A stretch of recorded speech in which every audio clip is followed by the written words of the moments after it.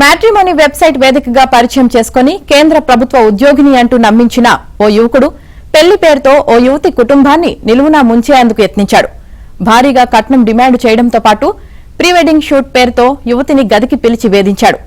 అనుమానం వచ్చిన ఆమె కుటుంబ సభ్యులు ఆరా తీయగా అతడి మోసం వెలుగులోకి వచ్చింది.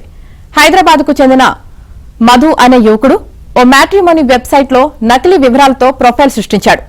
నల్గొండకు చెందిన ఓ యువతి ప్రొఫైల్ను చూసి పరిచయం చేసుకున్నాడు. ఆ తర్వాత ఆమెను పెళ్లి చేసుకుంటానని వారి కుటుంబాన్ని కలిశాడు. తాను ఫుడ్ కార్పొరేషన్ ఆఫ్ ఇండియాలో గ్రేడ్ 3 టెక్నికల్ మేనేజర్గా చర్లపల్లిలో పనిచేస్తున్నట్లు నమ్మించాడు.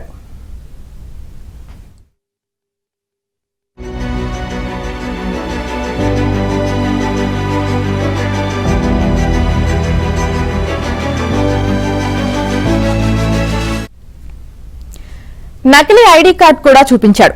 నిజమని నమ్మిన యువతి కుటుంబ సభ్యులు పెళ్లికి ఒప్పుకున్నారు.